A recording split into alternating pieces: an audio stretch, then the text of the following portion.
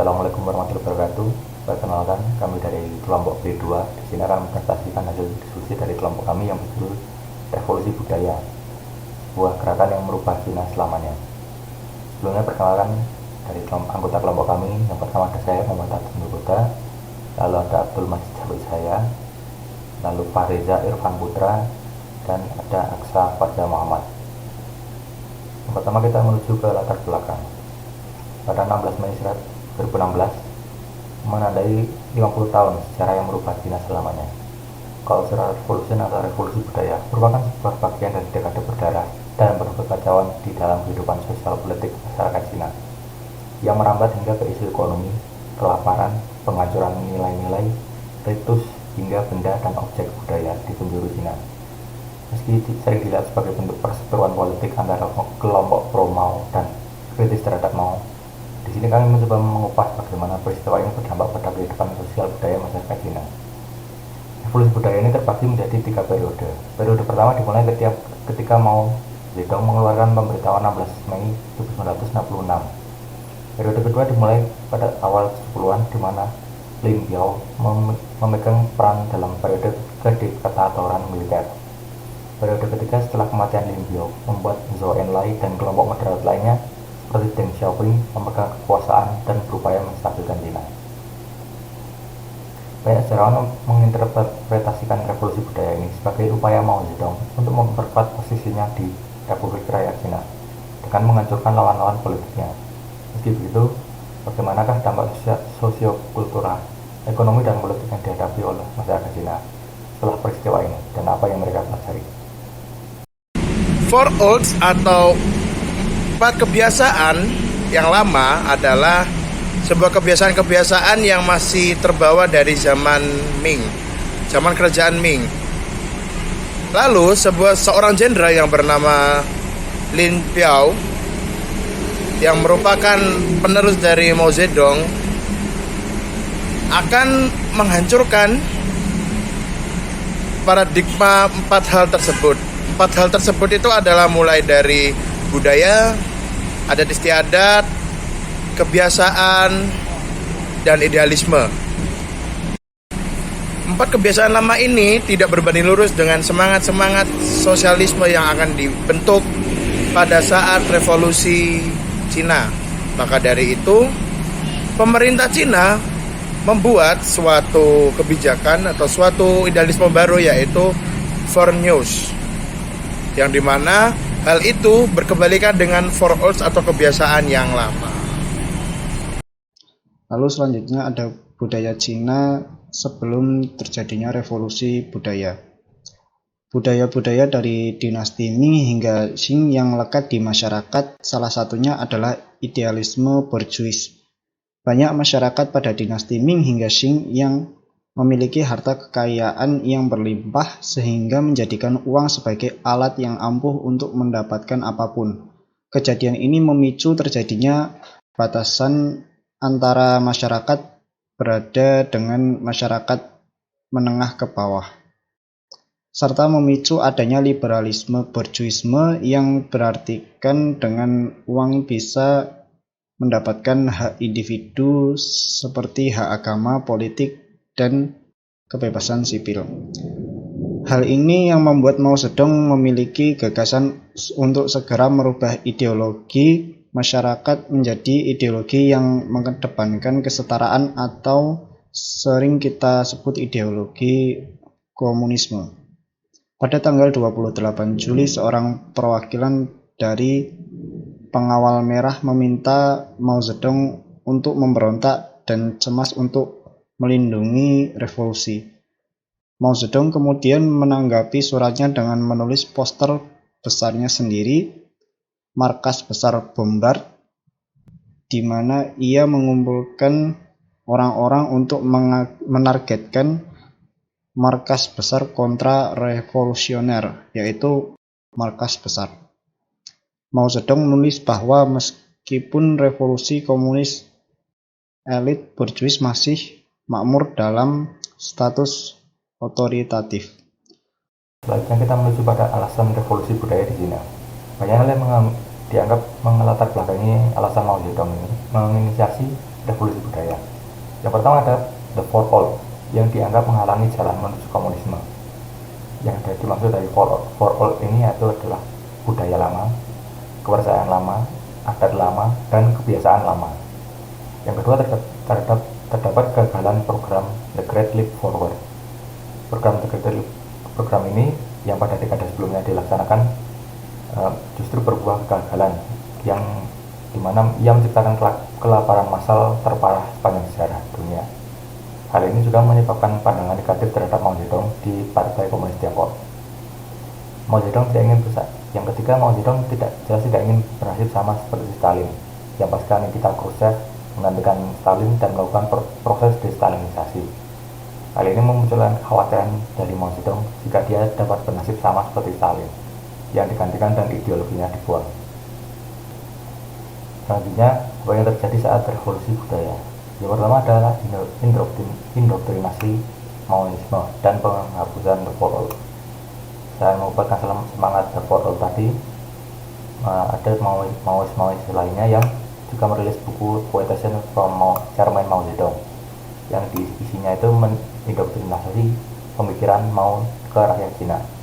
Lalu yang kedua adalah pengkambing hitaman The Five Black Category yang Mao ini membagi masyarakat ke dalam dua kubu. Yang kubu pertama adalah kategori hitam, 5 kategori hitam, dan yang menjadi target atau musuh revolusi budaya, dan yang 5 kategori merah yang didukung oleh Partai Komunis Tiongkok. Yang ketiga terdapat kebrutalan Red Guard. Mao ini percaya bahwa penutupan sekolah karena ia percaya kalau anak-anak akan lebih banyak belajar dari melakukan pekerjaan ketimbang membaca buku di kelas. Ia memobilisasi anak muda untuk membangkitkan kembali semangat revolusi, dan pada akhirnya anak-anak muda ini bergabung pada The Red Guard yang melakukan penindasan, kekerasan, hingga pembunuhan pada mereka yang terindikasi kapitalistik, mempertahankan budaya lama, maupun kontra terhadap gerakan revolusi budaya ini. Lalu yang keempat ada kemunculan pasar gelap, di mana di dekade sebelumnya mau merubah sistem ekonomi mereka ke model Soviet yang membuat pertanian individu menjadi pertanian kolektif yang dikelola oleh pemerintah lokal. Sembako dan kebutuhan lainnya dijatah oleh pemerintah yang menyebabkan tutupnya pasar. Pabrik dan perkantoran dijalankan oleh kelompok-kelompok yang tidak teredukasi, dan karena kelompok intelektual dikambing hitamkan, diseret keluar kantor mereka dan dipermalukan di depan umum. Hal ini menyebabkan penurunan output di berbagai industri non-pertanian. Nah, pada 1968, Mao menyadari bahwa revolusi ini tidak berjalan sesuai keinginannya dan berbuah petaka dan menjadi tak terkendali. Pada akhirnya ia memerintahkan tentara untuk mengambil alih situasi dan membuat Cina berada di bawah kediktatoran militer hingga tahun 1971. Cina selanjutnya berada dalam kondisi stagnan dan kekuasaan diambil alih oleh kelompok moderat seperti Zhou Enlai dan Deng Xiaoping yang setelah Mao Zedong meninggal menjadi pemimpin Cina selanjutnya. Assalamualaikum warahmatullahi wabarakatuh. Saya Fahri Zervan Putra dari kelompok 2, dan kali ini saya akan menjelaskan tentang dampak dari revolusi kultural. Revolusi kultural ini berakhir pada musim gugur di tahun 1976. Pemicu berakhirnya revolusi ini adalah dengan kematian Mao Zedong pada bulan September dan jatuhnya Gang of Four. Gang of Four ini adalah sekelompok anggota Partai Komunis Cina yang pro Mao Zedong. Kelompok ini terdiri dari Jiang Qing, Zhang Shuangqiao, Yao Wenyuan, dan Wang Hongwen. Menurut beberapa sumber, korban kematian dari revolusi kultural ini berkisar sekitar 500.000 sampai 2 juta orang di pihak Red Guard atau siswa yang pro Mao Zedong dan para pendemo. Ironisnya, revolusi yang dilakukan Mao Zedong ini yang dimaksudkan untuk memperkuat komunisme, tetapi memiliki efek sebaliknya yang mengarah pada adopsi kapitalisme Cina. Meskipun revolusi kultural sebagian besar melewati masyarakat pedesaan, tetapi revolusi ini memiliki konsekuensi yang sangat serius bagi seluruh sistem Cina.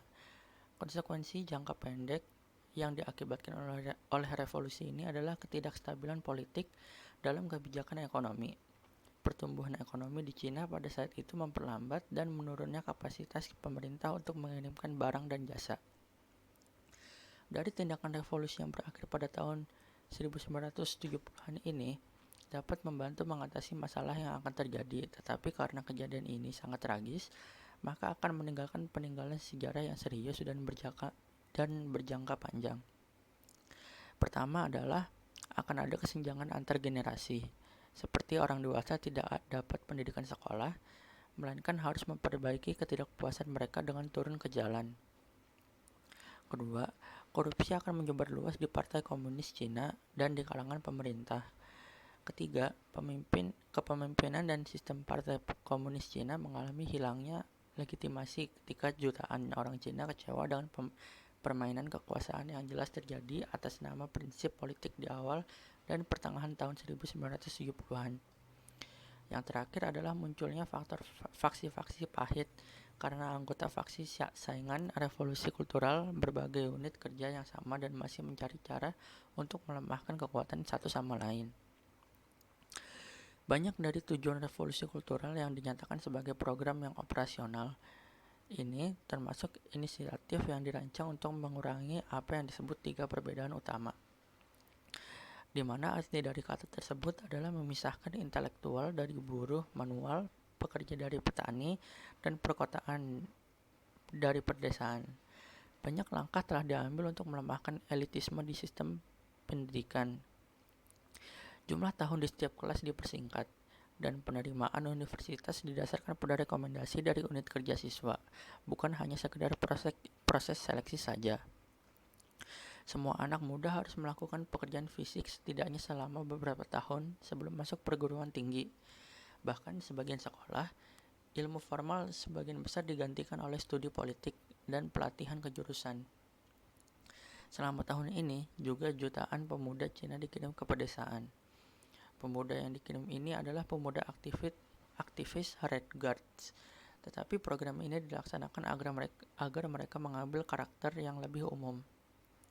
Dan sebagian besar anak sekolah yang baru lulus dari jenjang SMA diturunkan ke pedesaan. Di area tersebut, anak-anak muda ini diinstruksikan untuk belajar dari petani kecil dan menengah yang miskin.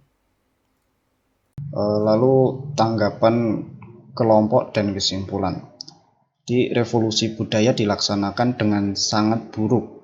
Banyak budaya dan simbol-simbol kebudayaan yang dihancurkan.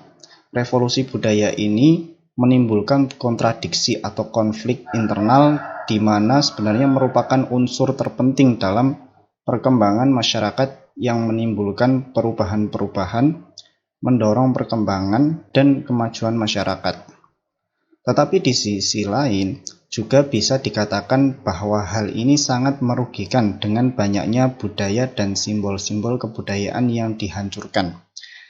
Akhirnya bisa menghilangkan beberapa nilai sejarah yang sudah lama menyatu dalam diri bangsa Cina. Selain itu, juga revolusi budaya ini merupakan bentuk atau wujud dari keberhasilan paham Marxisme di Cina karena Mao Zedong menerapkan paham Marxisme dan Leninisme ini sesuai dengan kondisi sosial, politik, dan geografis negara Cina. Revolusi budaya ini juga dapat disebut salah satu dari sekian banyak gerakan massa yang terjadi yang dimana merupakan suatu proses kontinu atau lanjutan dari konsep permanen yang diterapkan oleh Mao Zedong. Dalam revolusi kebudayaan, transformasi sosial tidak dapat dicapai hanya dengan pengalihan kepemilikan atas alat-alat produksi kepada proletariat atau golongan sosial rendah. Dibutuhkan perubahan secara mendasar, yaitu ideologi, dengan membentuk manusia-manusia sosialis baru untuk diedukasi atau mengedukasi ulang. Kemauan untuk melakukan perubahan dan semangat juang rakyat Cina dalam memajukan negerinya dapat dicontoh oleh setiap negara yang berkembang di dunia, termasuk juga di Indonesia. Melalui pengorbanan harta benda dan juga nyawa rakyatnya dalam tahapan banyak sejarah berupa revolusi kebudayaan. Pola kepemimpinan Mao Zedong yang walaupun bersifat otokratik dan diktatorial atau keras, telah membawa negara Cina menjadi negara yang mandiri, kuat, dan berdaulat. Meskipun pelaksanaan revolusi kebudayaan yang dituturkan oleh Mao Zedong ini terbilang gagal, tetapi revolusi kebudayaan ini masih ada sisi atau hal negatifnya, hal positifnya, yaitu banyaknya warga yang melakukan jual beli di pasar gelap, yang dimana ini merupakan sebuah bukti kepada masyarakat Cina sendiri maupun negara luar bagaimana pentingnya peran pasar tanpa ada campur tangan ketat oleh pemerintah seperti yang dilakukan Mao Zedong. Cina selanjutnya justru lebih terbuka diri kepada kapitalisme di tahun 80-an dan berimbas pada ledakan ekonominya. Di masa setelahnya, Deng Xiaoping menyadari keinginan masyarakat untuk membebaskan pasar dan memodernisasi Cina. Bahkan Cina turut ikut serta dalam ekonomi internasional dan bergabung dengan WTO. Dari segi sosial politik sendiri, pemerintah dan rakyat Cina pada akhirnya belajar dari pengalaman pahit ini dan mencurigai segala hal yang melibatkan gerakan massa. Hal ini terlihat sangat jelas dengan tragedi Tiananmen Square. Cina yang juga menghabiskan banyak sekali dana untuk memperkuat keamanan dalam negerinya untuk mencegah hal yang sama terulang. Masyarakat juga belajar untuk tidak dengan buta mematuhi segala apa yang pemimpinnya katakan dan berpikir dengan lebih independen. Sekian dari saya. Oke, sekian presentasi dari kelompok kami. Kami mohon maaf apabila banyak kesalahan. Wassalamualaikum warahmatullahi wabarakatuh.